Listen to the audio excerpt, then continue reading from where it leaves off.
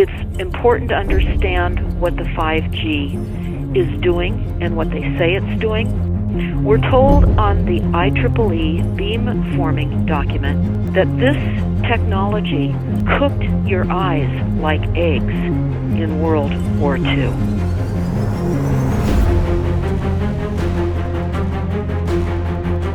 And you all need to understand these are military weapons. These are assault frequencies. If you garner nothing more than that, that's what you need to know. It's microwave radiation warfare, is what this is.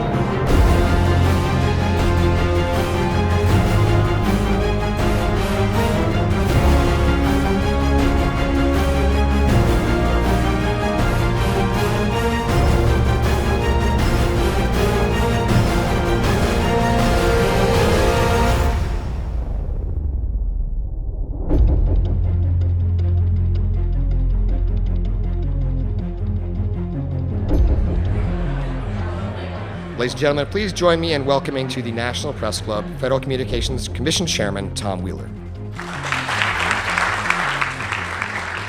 It's an honor to be here at the National Press Club. The first generation wireless, 1G, was voice. The second generation, 2G, allowed both talk and text. The third generation, 3G, the internet, in a limited way. And today's technology, 4G, completed that digital migration. But if anyone tells you that they know the details of what 5G is going to become, run the other way. This video is brought to you by the number 5 and the letter G. And pretty soon, everything else will be too. I have to tell people 5G is a killer. I'm Mark Steele. Anybody who hasn't heard me, I'm a weapons systems head-up display expert, one of the leading experts in the world. I've actually brought cover in relation to this, and the reason I became an expert was because I invented them. What I'm going to say to you today, do not believe a single word I say. Not one. I want you to do your own research. You'll find it's absolutely terrifying.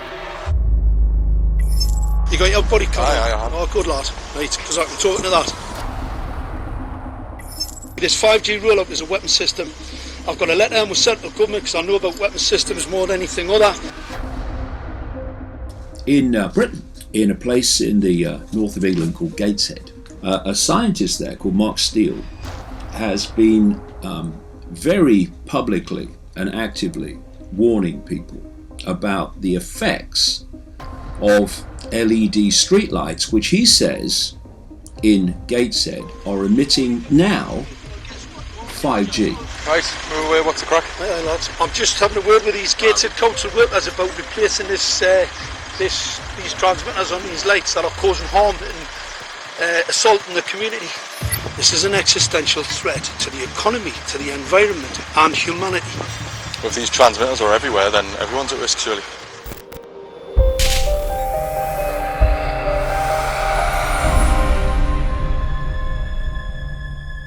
There's a lot of confusion about what 5G is. The G stands for generation. So you started off with the first transmitter system. Back in the 1980s. In the 80s, yeah. So you had 1G, then you had 2G. And as the generations moved on, you started to see more complex signal systems, cleverer pieces of antenna designs, etc., etc. So the whole thing became more data, quicker downloads, etc., etc. However, 5G is something completely different.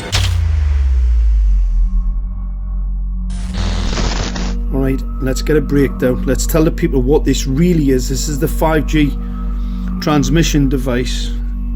Blinking heck, that's a hell of a beast, that, isn't it? These are the uninsurable transmitters. Just get a good look at that, guys, because obviously I know there's quite a few experts who want to see more detail about the transmitters and the chipsets. Just have a good look, boys.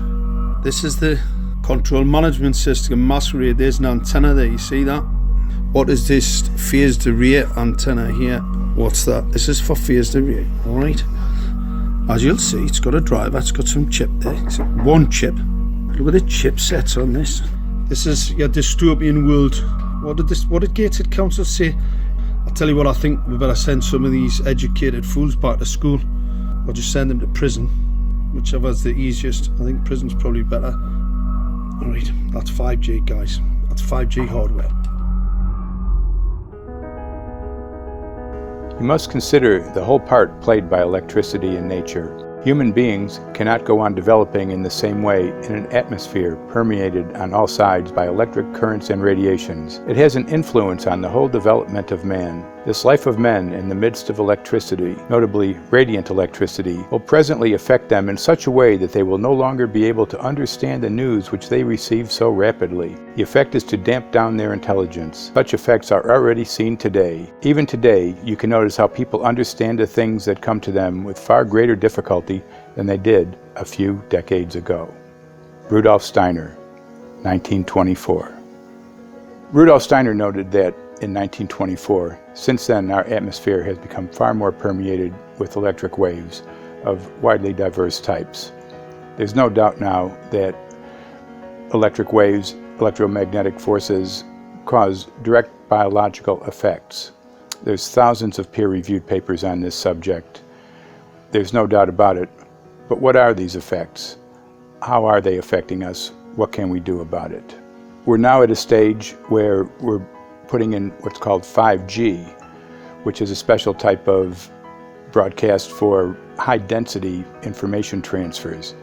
And it turns out that this is the same frequency bands that are used in crowd dispersal weaponry.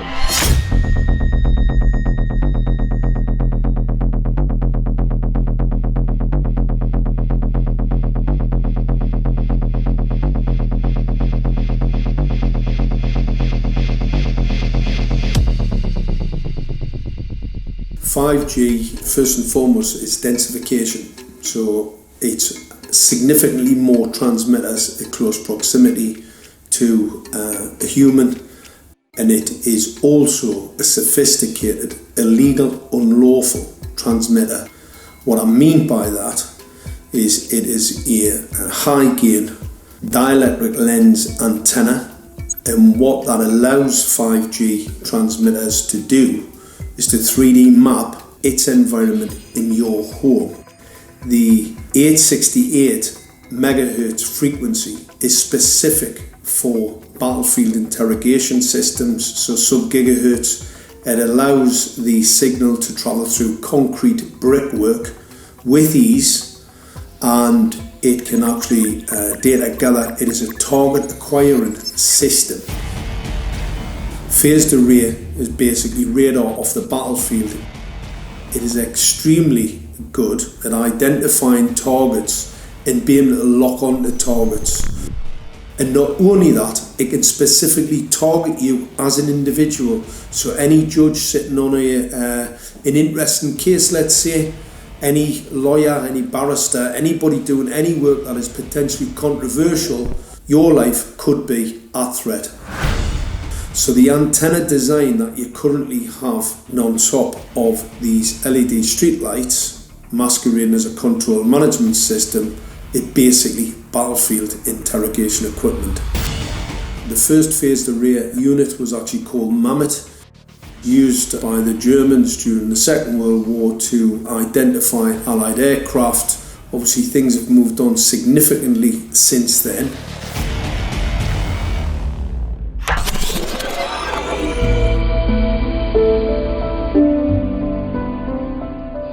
Well, I joined the Royal Navy in 1960, and I specialised in microwave warfare. Radar, obviously, which uses microwave, but they don't just teach you radar, they teach you all about microwaves and other uses. So I understood about microwave warfare and how it can damage people, how it can harm people. Microwaves then were used as weapons, as they are today. It is a perfect stealth weapon, and when governments don't like a group of people, For instance, the ladies who protest at Greenham Common in England about the American missile base they camped, they were microwaved. We microwaved Catholics in Northern Ireland to make them sick. It goes on all over the world, and it's a weapon that you don't know you're being targeted because the dose is very, very low, which is actually more dangerous than a high dose. It's very, very low, and it may take a year or two, but you can cause neurological damage and cancers with low-level microwaves, and you can make all your opponents sick. It's a perfect weapon for a government. Our impulses are being redirected. We are living in an artificially induced state of consciousness that resembles sleep. Their intention to rule rests with the annihilation of consciousness. We have been lulled into a trance. They have made us indifferent to ourselves, to others. We are focused only on our own gain. Please understand, they are safe as long as they are not discovered. Keep us asleep, keep us selfish, keep us sedated. Almost immediately, I had neighbours knocking on the door, talking about children bleeding from the nose. I had images posted on Facebook. And one neighbour in particular came to my door and mentioned the fact that since the LED street lighting had been installed, she was bleeding from the nose every single night. I thought it was unbelievable. However, I spoke to another neighbour who lived not far from the first lady who mentioned this, and she also confirmed that since the LED street lighting had been installed, she also had started to develop nosebleeds and had never had nosebleeds before in her life. That then put me on a journey to investigate. I measured microwave radiation levels from the transmitters on top of the LED streetlights. The basic 868 megahertz, it was significantly higher than the current Council of Europe 1815 resolution, which is a maximum of 600 millivolts. I've measured up to over 3,000 millivolts. 5 to 6 times higher than the guidelines. Significantly higher than the current Council of Europe 1815 resolution, which states that 200 millivolts should be the maximum. The Bioinitiative report states that it should be significantly less than that. So we've got the Council of Europe. That's, the international criminal courts are stating that, the learned judges have said that 200 millivolts, and I'm measuring in bedrooms in Gateshead, minimum 600 and up to 4,000. Does this mean that in 2020, 2021, when 5G is destined to roll out globally, that you're going to get those kind of readings everywhere all the time? Everywhere all the time. Worse than that? Worse than that. Yes, 5G will connect the Internet of everything. If something can be connected, it will be connected in a 5G world. Hundreds of billions of microchips connected in products from pill bottles to plant waterers, requiring massive deployment of small cells. We won't wait for the standards. Now, to make this work, the 5G build-out is going to be very infrastructure intensive. We must reject the notion that the 5G future will be the sole provenance of urban areas. The 5G revolution will touch all corners, and that's damn important. The interconnected world of the future will be the result of decisions we must make today.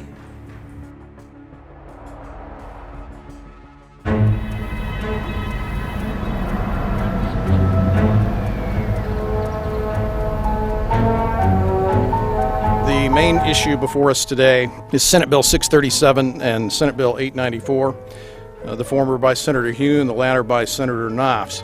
We're going to invite the first four witnesses in support of the legislation, and that would be John Jones with Sprint, David Lewis and Andy Emerson with AT&T, Neil Krevda with Verizon, and Frank Alcavetti Jr. with T-Mobile.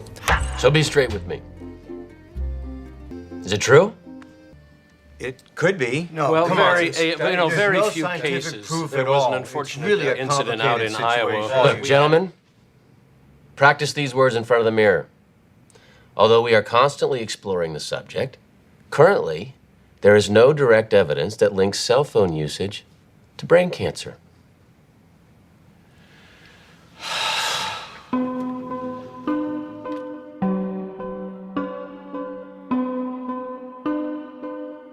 I'm Sharon Goldberg. I'm an internal medicine physician. I've practiced medicine for 21 years, and my background is mostly academic, internal medicine, hospital-based, clinical research, and medical education. I'm a certified Microsoft small business specialist. I worked on space station designing the cabling system for the airlock module, where I was responsible for EMI, EMC analysis, which is electromagnetic interference, electromagnetic compatibility. I am a professor in the Department of Epidemiology, Biostatistics, and Occupational Health, and I teach there both toxicology and health effects of electromagnetic radiation. My name is Daphne Tachover, and I'm the founder of an organization called We Are the Evidence. We are an organization that represents the many adults and unfortunately many children who have become very sick from wireless technology radiation. There seems to be a couple false Easter eggs being put out there right now. I want to make sure we dispel that right off the gate. The effects of wireless on health scientifically are very, very clear. So it's always pushed back to the definition of an acceptable level of radiation. And that's what this is, by the way. This is about radiation. Wireless radiation has biological effects, period. My name is Dr. Angie Kolbeck. I've been reviewing the studies showing the impacts of wireless radiation on our health, and there are now thousands of studies showing the following adverse health impacts to wireless radiation: cancer, oxidative damage, DNA damage, DNA failure. Things like memory, dizziness, anxiety, brain fog. Headaches, nosebleeds, cognitive problem, exhaustion. We have evidence of DNA damage, cardiomyopathy, which is the precursor of congestive heart failure. Short and long-term memory loss, decreased attention spans, lower reaction times, even involuntary contractions of muscles causing misalignments of spines and jaws. Breast cancer. We suddenly have breast cancer in women who have no DNA predisposition. Disrupted immune function and change in stress proteins, reproductive and fertility effects. There are dozens and dozens of studies that show beyond any doubt what this radiation is doing to our sperm. Now, if you take the cell phone out of your pocket, the sperm will recuperate within 3 to 4 months. What would not recuperate would be the damage to the DNA of the sperm. That is irreparable. The wife of the ex-governor of Indiana was diagnosed with glioblastoma. Same brain tumor Ted Kennedy had and John McCain had. Did you look at John McCain's car? This is a cell phone brain tumor. LeBron James, one of our sports people, had a salivary gland tumor. That is another cell phone tumor. You didn't hear about it because immediately after that was discovered, he was paid by Samsung to become their spokesperson. We are seeing increases in brain tumors. We're seeing increases in Alzheimer's. We're seeing increases in all of the neurotransmitter diseases, ALS, Lou Gehrig's disease, Parkinson's. These are all disease systems that are known to be associated with low-level energy exposures. We talk about 24/7, around-the-clock exposure, wherever you are and your whole body. You never get away from it.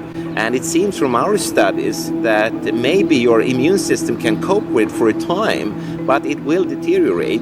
Then the irradiation will definitely damage cells at a deeper level, and the question is what will then happen?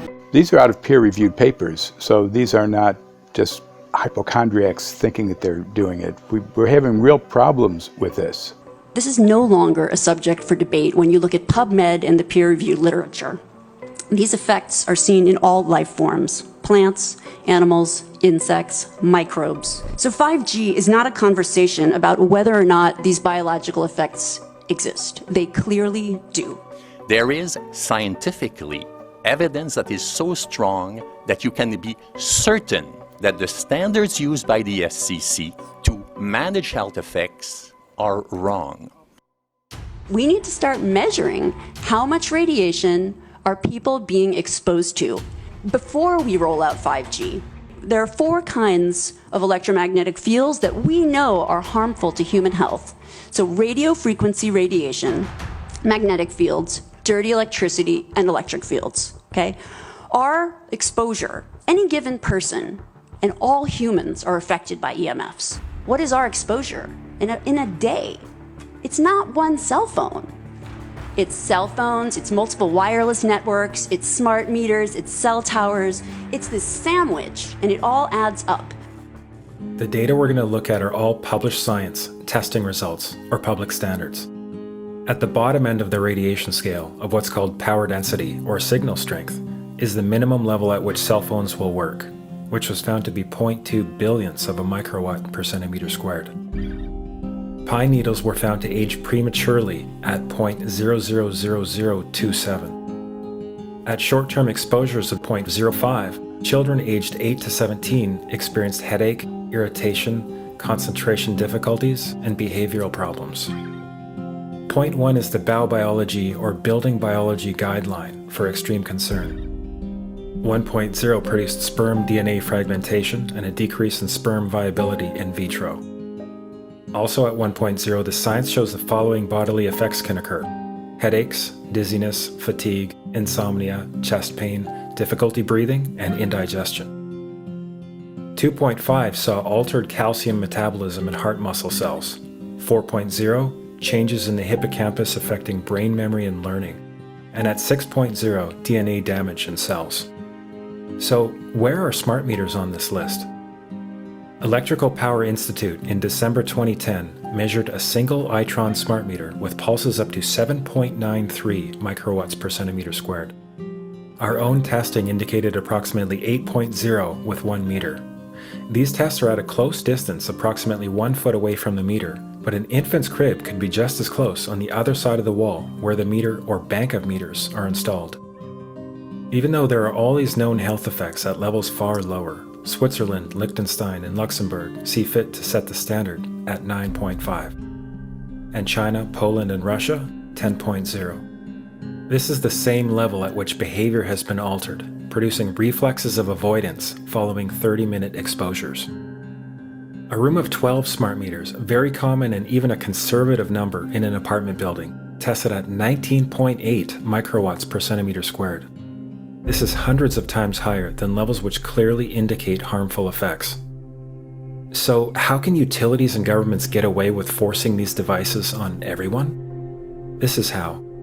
In Canada and the US and several other civilized countries, the safety limit is set at 600 to 1,000 microwatts per centimeter squared.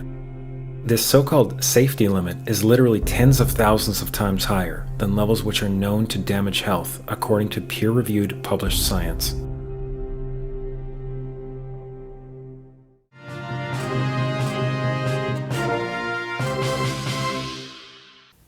Faster, better, more reliable internet.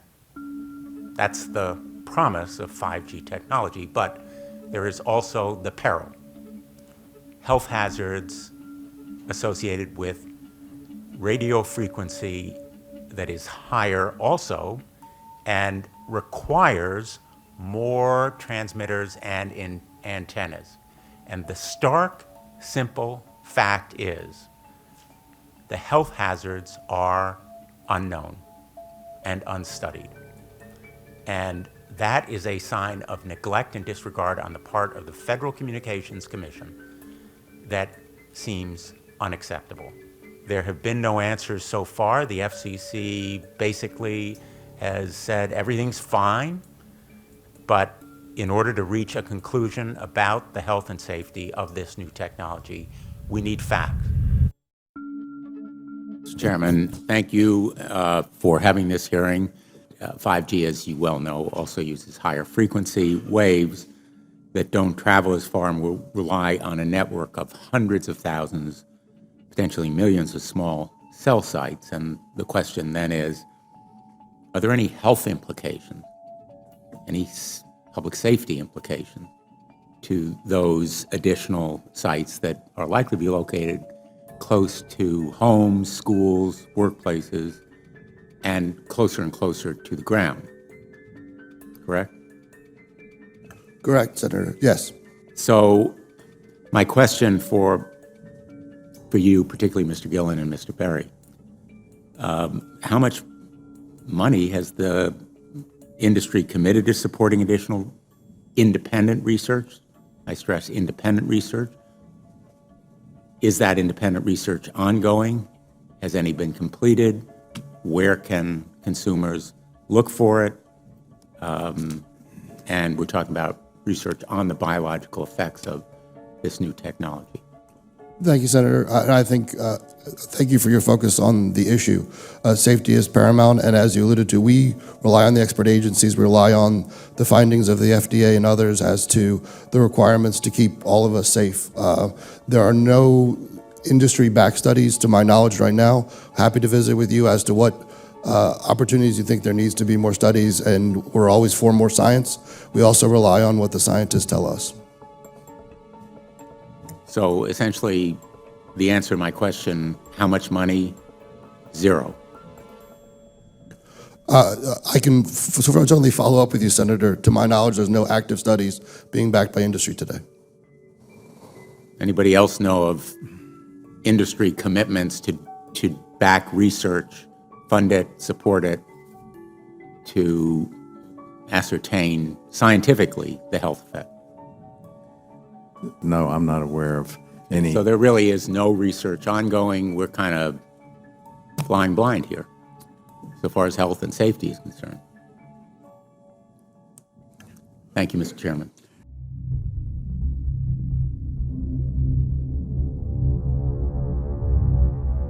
You're a trained medical professional. Yes. We don't have one on the panel. What are we to make of the American Cancer Society, for example, telling us there's no evidence of harmful product? Many of these organizations have conflicts of interest.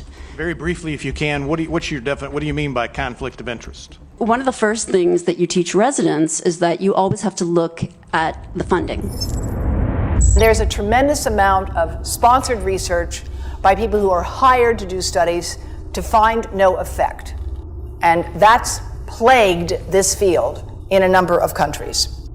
The radio frequency radiation work that we did was supported by Motorola. The relationship was really very cordial and very stress-free, but only up until we started generating data. These folks were very, very upset and began to talk about how are they going to handle this, what sort of spin can we put on this, what can we expect from this, and from that point on the relationship changed. What we saw was that Motorola began to exert more and more control over the work, telling us what to do, telling us how to write abstracts, what to say in the abstracts, what to say in the papers, how to do the work. No, don't do this. Yes, do it this way. This was unacceptable. I had completed our study of DNA damage, and I submitted the final report to Motorola. They simply weren't willing to accept my interpretation of my study, my evaluation of my study, my knowledge of science at that point, and tried to urge me not to publish the study. Did you hear about people coming to you as far as having complaints about illness? We were made aware of health complaints following installation of smart meters, and we wanted to verify this using our field work. So I measured the field of about 30 different people while they stood 1 foot in front of the smart meter, and in every single case, the human energy field was obliterated as they stood in front of the smart meter. So in our first slides, what we see is normal cells, and the structure of the cells is intact and sound. This is what we would expect from a normal sample. So after 2 minutes of exposure in front of the smart meter at about 1 foot away, we see a totally different story. Sample 1, you can see a lot of degradation in the cells. The cell walls have been broken, and you see changes in the cells which are called mycoplasma. It shows a mutation to the cell. In the second sample, we see a different type of degradation to the cell membranes. You can see a corrugation here. This is called bottle cap formation, and it's known that this occurs due to oxidation or exposure to free radicals. So this third subject, when we did her sample, she had to be pulled away from the meter after 45 seconds because she complained about an increasingly severe headache. And here you see a phenomenon called rouleau, where the red blood cells are stacking up, which makes it very difficult for the blood to deliver oxygen to the tissues as they would be their normal function. Every single one of these is a degradation. Every single one of these shows a trauma to the blood cells, and that came from something, and the only variable was the smart meter. The good news in all this is the patient and the blood can return to normal once they have been removed from the influences of these stressors.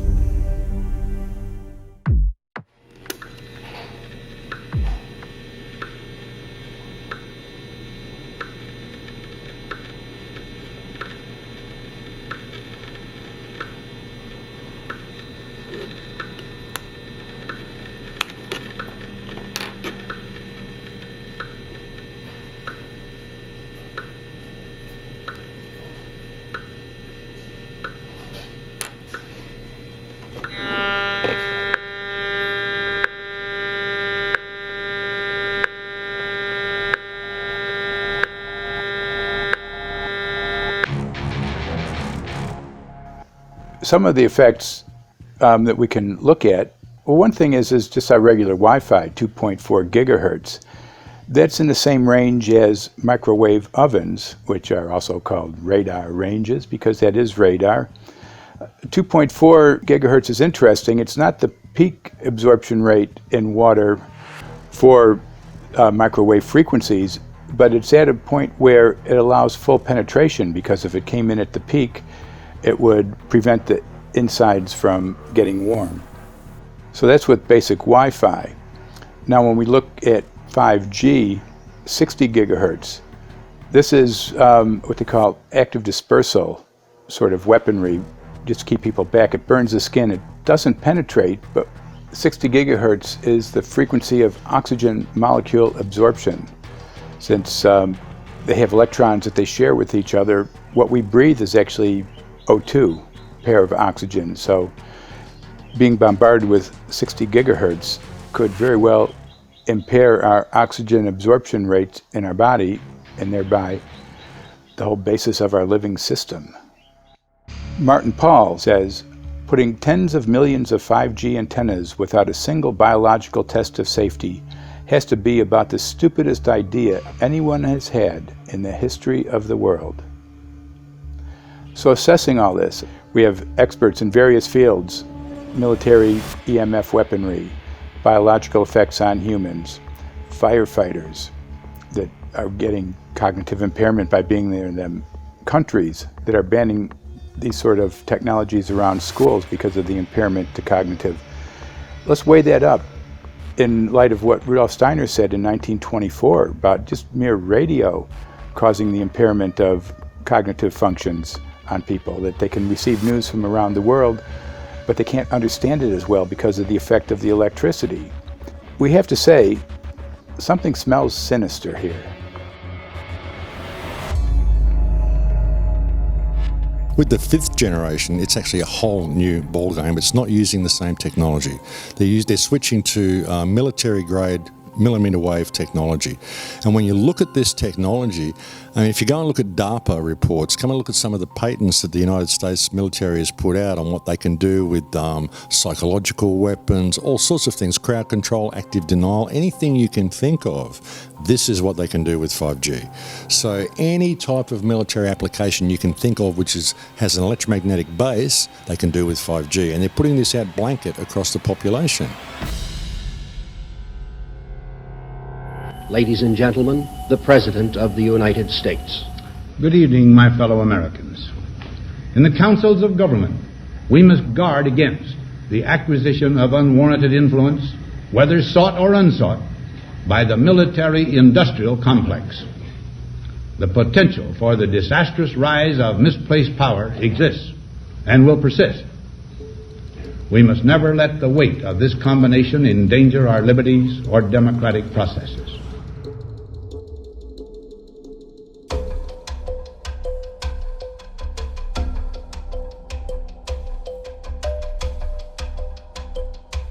The FCC is a capture agency. They probably conducted what I believe to be the biggest fraud on the public ever conducted. The FCC has been described by Harvard University's Center for Ethics writer Norman Alster as the most captured agency in D.C., acting more as an industry cheerleader than a regulator. This is especially true today with 5G, where there are serious safety concerns and potentially misleading information coming from the FCC. For example, the previous chairman of the FCC is Tom Wheeler. He was the head of the Wireless Lobby Association for 14 years. Now remember, Obama told us there would be no lobbyists in his administration, so he took the biggest lobby and put him as a head of the FCC. And that's damn important.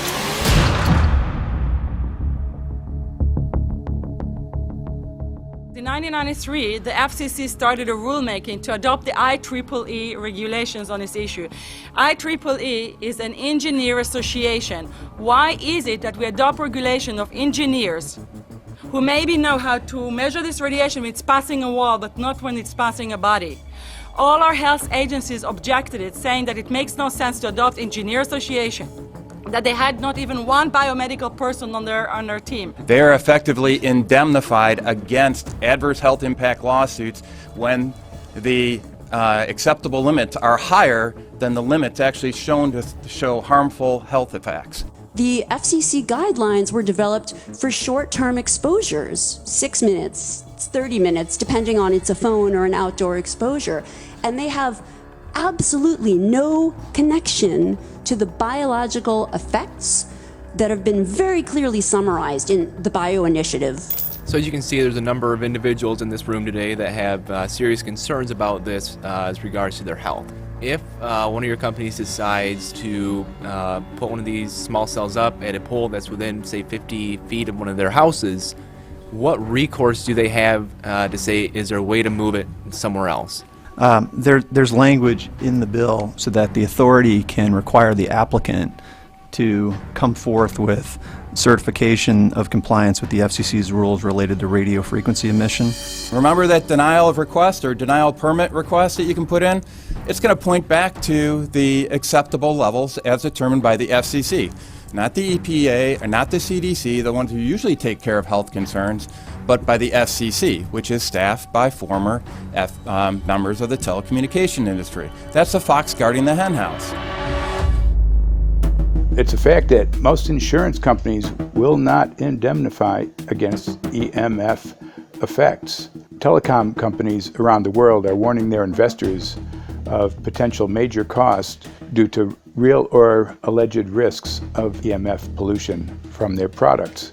Interestingly enough, they're warning their investors, but they're not telling their customers. They're basically keeping it quiet because that's where their money comes from. So we're using technology that could be very potentially harmful to us, and the investors know it.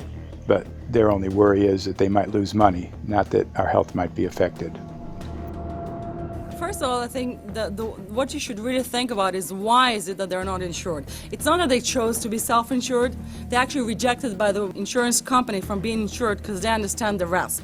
So the insurance companies, the big insurance companies, will not insure the telecommunications? So there's insurance companies, and then there's what's called secondary insurance companies. Secondary insurance companies are the insurance companies that insure the insurance companies. So in an event, an insurance company, let's say I insure Verizon, and it may not be able to meet the claims, then the secondary insurance company is kicking in. Like Lloyd's of London? Sorry? Like yes, Lloyd's of exactly. London? So two leading ones would be Lloyd's of London and Swiss Re. Both told the insurance company not to insure the wireless industry, and this is why they're not insured. And that should give you a hint. Now, this is exactly why they have to prevent a health lawsuit. And how do they prevent lawsuit? That goes back to Section 704.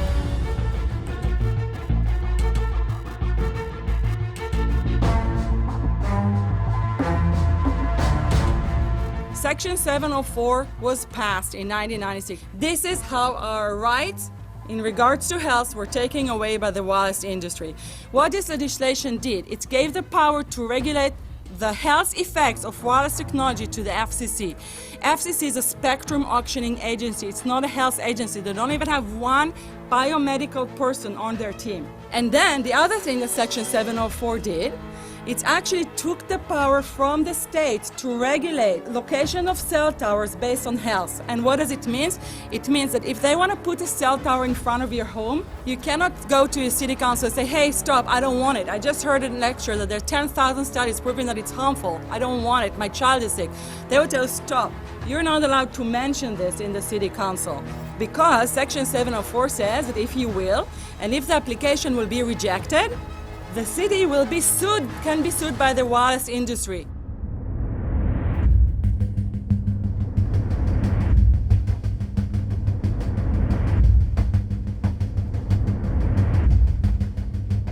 A major U.S. government study on rats finds a link between cell phones and cancer. Very first government study linking the radiation from cell phones to cancer. Two-decade, $30 million federal study out today found there is some evidence of a link between cell phone radiation and brain cancer. Professor, what is the NDP? I've heard that study several times. NDP is what? So it's a $25 million study on rats and mice that was supposed to demonstrate that there were no effects of radiation below thermal. And in fact, it demonstrated exactly the opposite. And it follows on the heels of two major studies on animals that said exactly the same thing. And that study was designed perfectly to make sure that it cannot be challenged, that there will not be any doubt. That's why it took them 14 years. That's how they prevented discussion of health. And why do they want to prevent discussion of health if there's no problem with health? Simply put, FCC is completely unprepared, unable, and possibly unwilling to oversee 5G for safety, even as it barrels toward us. They are falling back on tired definitions and panaceas long since disproven by science. To make matters worse, recent FCC rulings and numerous industry-friendly bills passed at state and federal levels between 2016 and 2018 removed the last vestiges of local and state review over infrastructure siting, just when we need it the most. When those first studies were performed years and years ago, nobody knew about the importance of the microbiome, the role of the microbiome and the immune system, and even less the role of the microbiota inside our brains, that is, the microbes that are normally resident inside our brains, whose influence on brain function is nothing but immense. And you may think, well, who cares about the microbes? The less microbes we have, the better it is. Well, we know by now that this is not absolutely the case, because microbes are truly essential for the development and function of all our organs and systems. Our immune system is based on the microbes we have in our gut. And our brain also has microbes that influence its function. In tests, it's been found things like mold. If you grow mold inside a Faraday cage, it'll grow one way, and then even if the electromagnetic fields are around, take the Faraday cage away and some sort of 600 biotoxins are developed within the mold because of the effects of the EMFs upon it. Electromagnetic fields, even of weak quality, have an effect upon our microbiome, which is really essential to our whole being. This is going to eviscerate microbial DNA inside human beings, which is our effective operating system, number one. So it may not impact human DNA in laboratory experiments right now, and they're saying it doesn't impact human DNA. But given that human DNA is less than 1% of the cellular DNA in the human body, the rest of the cellular DNA is microbial, and we know that this will eviscerate microbial DNA. So we're talking about a takedown of the operating system of human beings. Exactly. I couldn't have put it better myself.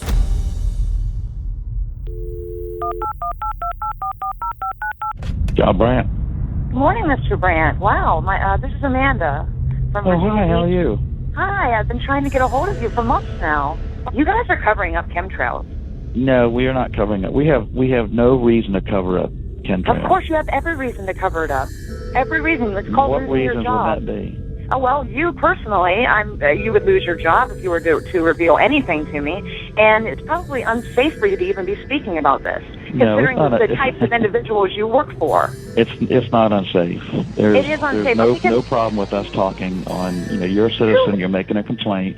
Oh, Lord have mercy on my soul. It's a complaint in an area that we don't have authority to regulate.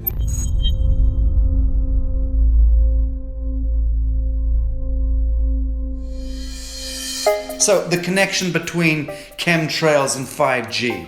It's all interconnected. The metallized particulates that would allow the 5G phased array, so basically the radar that would allow it to be able to identify you, so it can watch you, it can identify you in your own home 24 hours a day, 7 days a week. For the last X amount of years, we've been through chemtrailing, and that is now the cat is out of the box. We've had these nanoparticulates raining down on humanity for years now, impregnating our bodies, by best account staying inside our bodies. Those nanoparticulates, what you're saying, are building up a kind of a phosphorescence glow capability so that we can be flagged up in our homes, behind concrete and steel, inside bunkers, in the basement, doesn't matter where you are. The 5G will be able to now triangulate, map and read you, because you as a living being are impregnated with these nanoparticulates, which are acting as a kind of transmission and reception technology.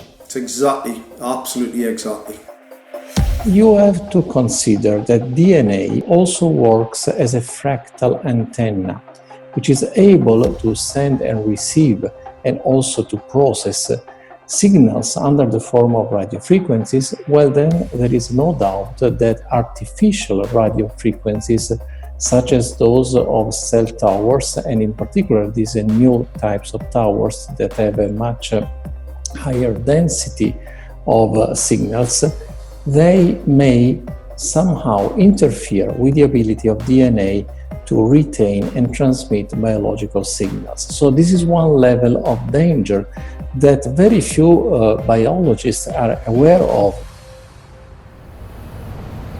How much effort was put forward to address this, what most of these people are, or many of these people are here for, which are the health concerns? Was there any dialogue back and forth? Was there any working, was there many studies evaluated to look at regarding this area? Maybe not every person that has concerns on the legislation was brought to the table. Okay, so from your perspective, you feel that there was a legitimate amount of time to evaluate the data that the opposition would have on this? Absolutely, and I wouldn't put forth something that I didn't believe in. And I'll tell you, as I mentioned earlier, and it's been commented several times amongst the panel here, this is truly an economic development issue. Our 3-year-old, again at home, is outraged when we pull out the driveway and he's not able to access Wi-Fi.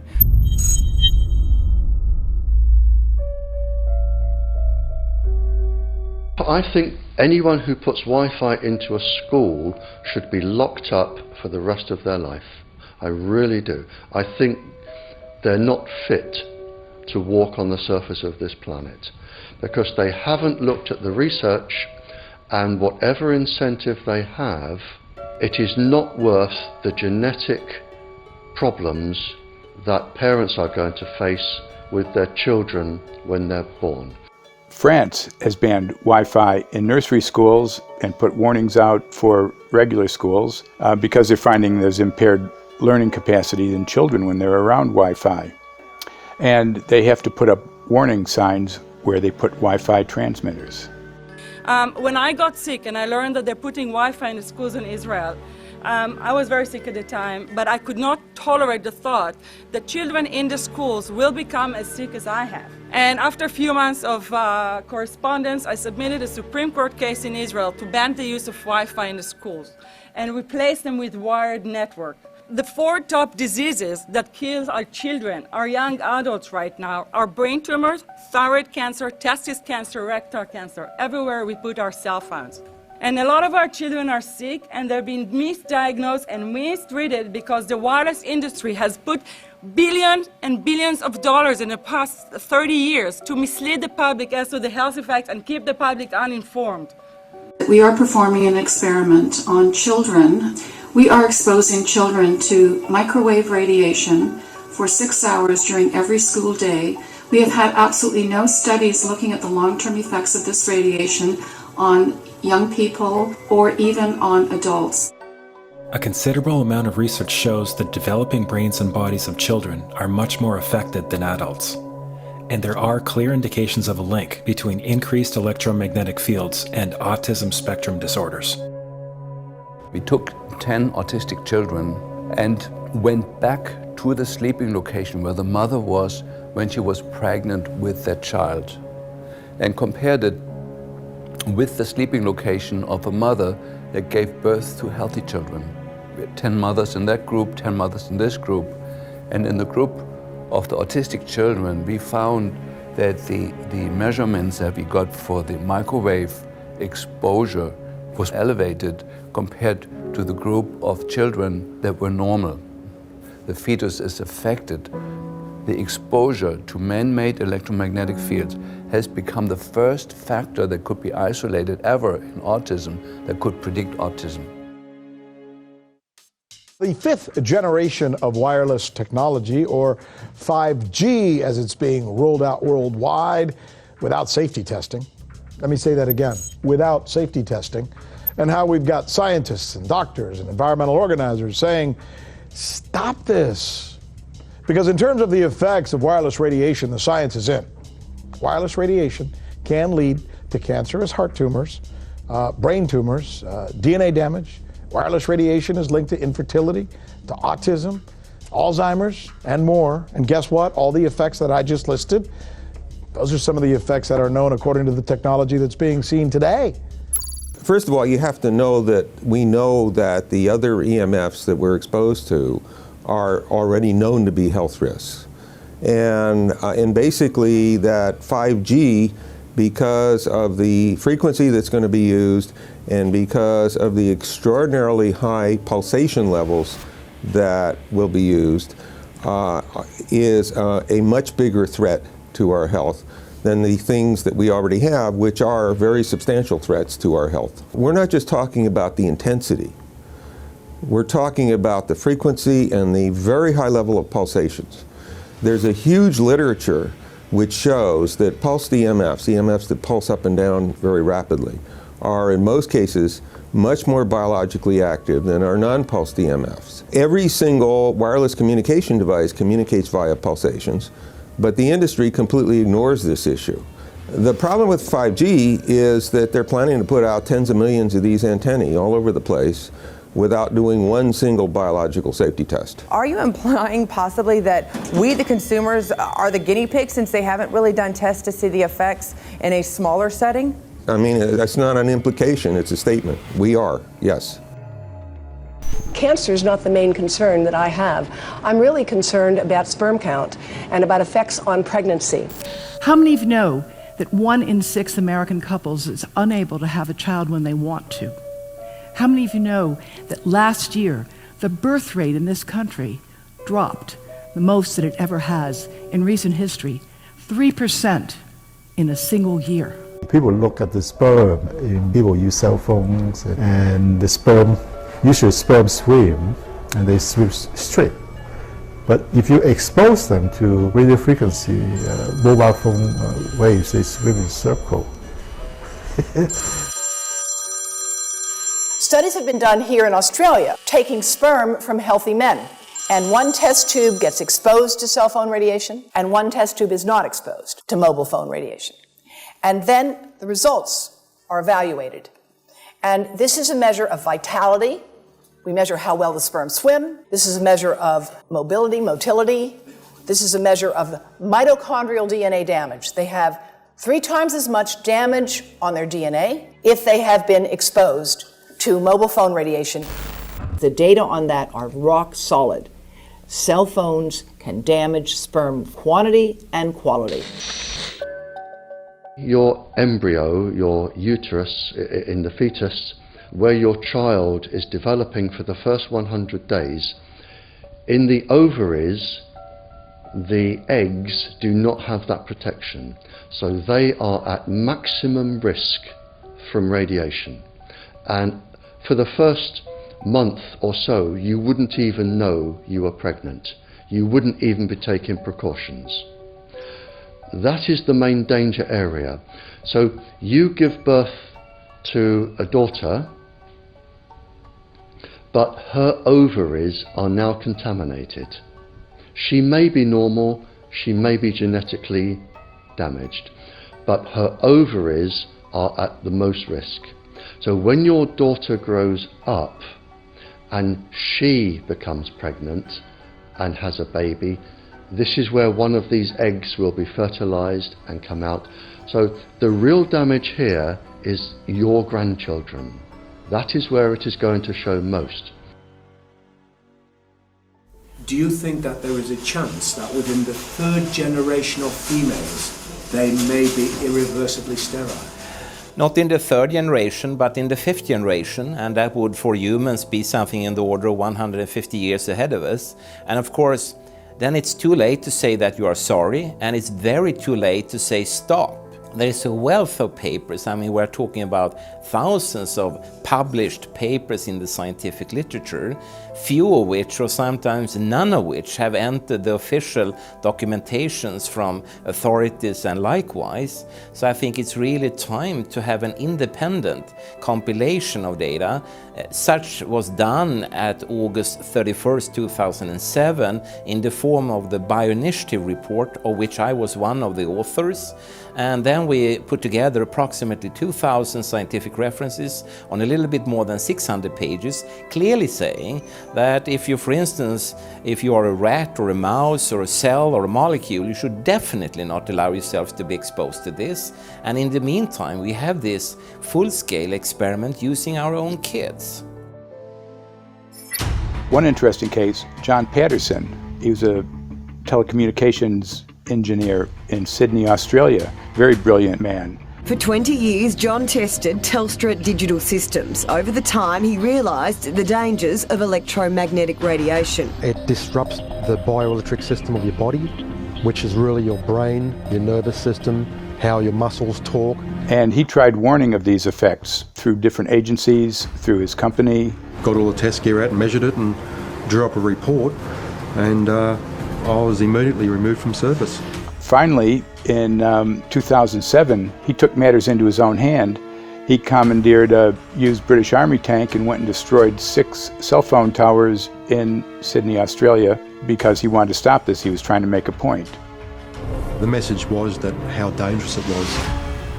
You know, these people were elected by us to manage our infrastructure in a responsible manner. That is the sole purpose of government if it's going to exist at all. And if it doesn't do that, then it has no right. It is invalid. So we need to pull this infrastructure down. We really do. But in order to do that, I mean, we can't just be some violent domestic terrorist. You've got to bring this awareness to the people that these towers are doing them damage. You don't need bandwidth that fast. And they're not doing it so you can download movies quickly. They're doing it so they can track every single thing you do and bring in this social crediting system to control even everything you think. There's a story about a lady called Claire Edwards. She was a United Nations staff member, and she was warning of the potentially catastrophic dangers of 5G technology. I took the issue to the UN Secretary General, Antonio Guterres. He is a physicist and electrical engineer, and lectured on telecommunication signals early in his career, yet asserted to me that he knew nothing about the dangers of 5G. Current public exposure levels are at least 1 quintillion, that's 18 zeros, 1 quintillion times above natural background radiation, according to Professor Olle Johansson of the Karolinska Institute in Sweden. The highly dangerous biological effects of EMFs have been documented by thousands of studies since 1932, indicating that we may be facing a global health catastrophe orders of magnitude worse than those caused by tobacco and cigarettes. 5G is designed to deliver concentrated and focused electromagnetic radiation in excess of 100 times current levels in the same way as do directed energy weapons. There is currently an international appeal signed by 237 EMF scientists from 41 nations urging the UN and particularly the WHO to exert strong leadership in fostering the development of more protective EMF guidelines, encouraging precautionary measures and educating the public about the considerable health risks, particularly the risks to children and fetal development. Sorry, because we are talking with someone that is a little bit ignorant on these things. You're talking to the Wi-Fi systems? I become worried because I put those devices in my house. I will have to, I confess my ignorance on this. We will have to, but I'm going to raise this with WHO, which I think is the organization that might be able to deal with it properly, because I must confess I was not aware of that danger.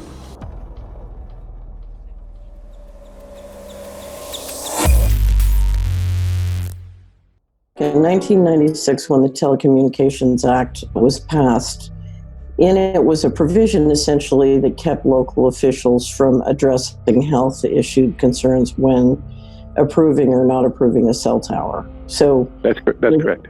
But then something new is happening. We've talked a lot about it on the Solari report, thanks to Jason Bowden-Smith and his website, EMF Warriors. But this is new. This is very, very new. So you're basically, sending out an appeal on something that in one sense hasn't happened yet. This is not just an incremental change. This is a big step up.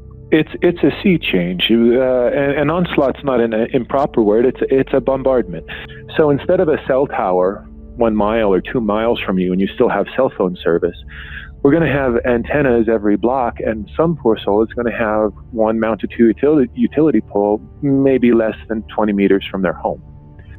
So this kind of, invasive bombardment with this many antennas, just in 1 square mile, if you do the math, 1 per block and 16 blocks per mile, that's about 250 antennas per square mile. The millimeter wave is untested. Former FCC Chairman Tom Wheeler openly said that they don't plan to test. We won't wait for the standards. And then our appeal also addresses the fact that there's a plan to roll out 5G through satellites in low Earth orbit.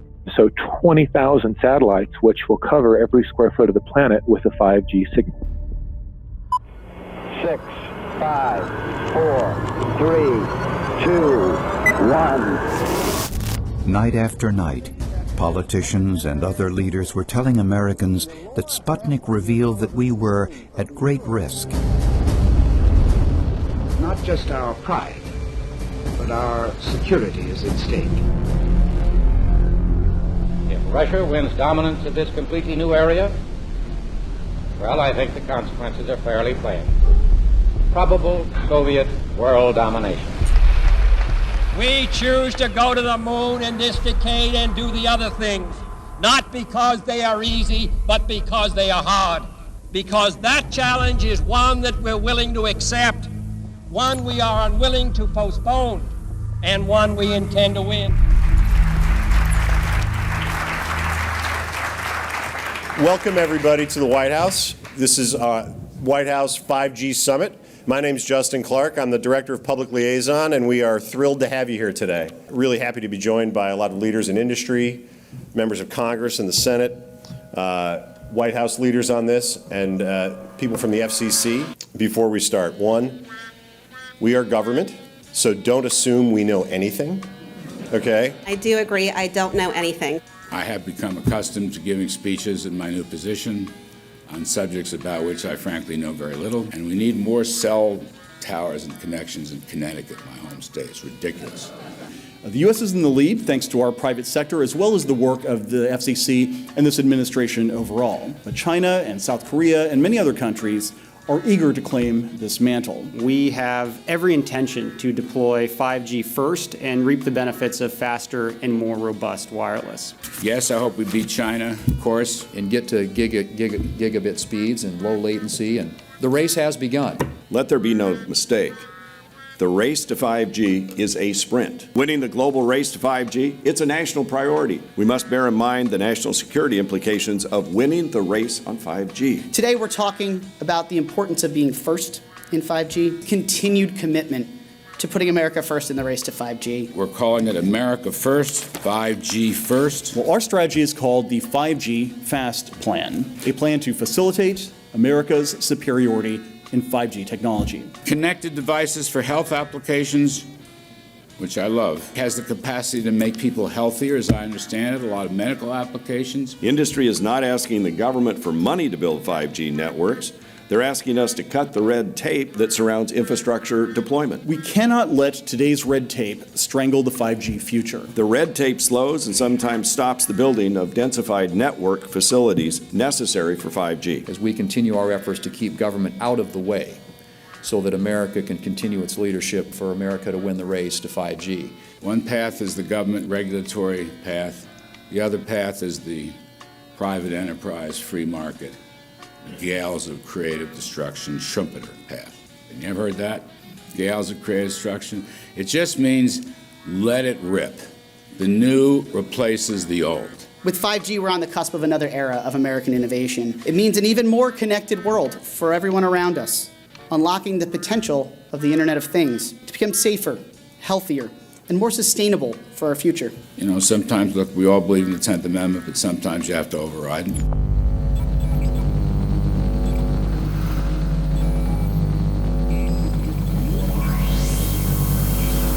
By the way, the 1996 bill permits that kind of override. We're not here to be completely heavy-handed, but sometimes you got to do what you got to do. And some of these states or cities that don't want to cooperate want to shake us down. We can't allow obstacles and barriers to stop this movement. That's all.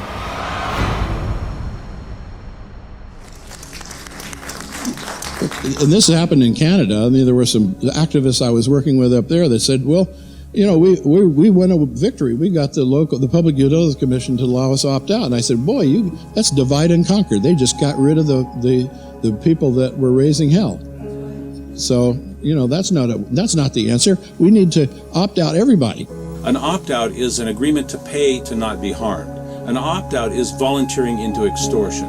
An opt-out says that if I don't pay you, you have the right to harm me. So that doesn't work. This is a mandate. This is being pushed down your throat by a company that is not responsive, by a government that is not responsible, and it's being done in a collusion that's designed to undermine the individual rights of individual people in communities across the country and around the world. The Minister for the Environment has a duty. His duty is primarily to ensure that there is cleaner, better, healthier environment for people in this country. It's a simple duty. He also has a responsibility in regard to science and innovation to make sure that that happens. What seems to be happening here, in fact one could say undoubtedly happening here, is he's using science and innovation to ensure that our right to life is threatened. There have been no public debates. There is no public discourse. There are no public disclosures as to why, when, how, what is going on in regard to 5G. That by itself is a breach of ministerial responsibility, and one which we really should look at in terms of a private prosecution against the ministers who have failed to protect our right to life. Okay, smart technology, smart meters, smart cars, not that smart, huh? What does smart mean? Anything that has smart attached to it, secret militarised armaments in residential technology. That's where smart came from. And smart, every bit of technology that you see today has all been developed for either some type of battlefield, some type of intelligence gathering system, and obviously these developments have to be commercialised, and people have actually took them into their homes. The definition of a smart grid is a wireless system that will fundamentally turn every single appliance in your home into the equivalent of a transmitting cell phone. That's every computer, every television, every furnace, every air conditioner, every coffee machine, every printer, every single appliance that you have in your house will eventually, in a smart grid, have an antenna that's embedded into it that will transmit your usage data to a smart meter on the outside of your home that will then transmit your usage data to another tower receiving that usage signal that will then go to the utility company for supposedly billing purposes. Not all signals will just be about your individual use. There will be aggregate meters that will bounce signal from house to house to house within a neighborhood that will then accumulate all of the usage data that will transmit that to the utility company. Now, what that will do is that the end metering system that is transmitting all of that data will be firing an RF signal at many, many times a second, which will increase the average homeowner's radio frequency radiation exposure exponentially. This picture shows some aphids on the leaf of an orange tree shortly after radar equipment was installed at a nearby airport a number of years ago. I noticed that every few seconds, all the aphids would tense up in unison and do sort of a little dance, as you see in the picture. Upon further investigation, I found that the interval of time between the activity of each dance coincided exactly with the rotation of the radar rotor device at the airport, which was a distance of approximately 14 miles. The antenna arrays create this steerable beam, which helps concentrate the energy. The beams get pointed at the user. What's a MIMO tank? Massive in, massive out. British government have got a plan to roll 400,000 out. This is so that you've got 5G in every nook and cranny, every part of the countryside, so that you can have autonomous tractors, believe it or not. However, those transmitters, these are radar. It is phased array radar. Though that radar signal sweeping the countryside will kill every pollinator, every biological structure, it will sterilise livestock, it will kill the ground, consequently land won't have a value, obviously farmers will die, the community will be under attack. The community will be under attack. If we can't produce food, if we kill all the pollinators, we're in serious trouble. The takeaway is that 5G, the $1 trillion rollout of 5G by our friendly local government, is definitely a weapon system masquerading as a modern efficiency technology. It most certainly is, and what I put it down to, it's economic terrorism. There is no value, nil, in killing off your population, in destroying your ability to grow food, to kill all your pollinators. They may have a nice financial number on a piece of paper, but in reality, dementia, diabetes, all the things that are currently crippling the NHS, a burden on the country, illness, mental health issues, the focus of that cause can be identified and has been identified in the science. The science is proven. The epidemiological data that we're seeing on the street is now substantiating that science. The DNA inside you, the mitochondrial DNA, you can trace unchanged to your mother, her mother, her mother, right the way back to the beginning of the human race in Africa, the Stone Age. It is unchanged, the mitochondria, and that is being unchanged in your children, which means if you damage it, your child could be genetically damaged, then her child, and her child, and her child, forever. You are condemning the future generations of every single child. There is, however, a light at the end of the tunnel, or there is some ray of hope. Thanks to the principles of biological quantum entanglement that we have learned how to exploit in the field of biology and medicine, now we can transfer the information from the microbial DNA to the human DNA. And in so doing, we can train, so to speak, the microbes to withstand whatever extreme condition they are exposed to, including this new technology. And then we can train them to transfer this resilience of theirs to our DNA.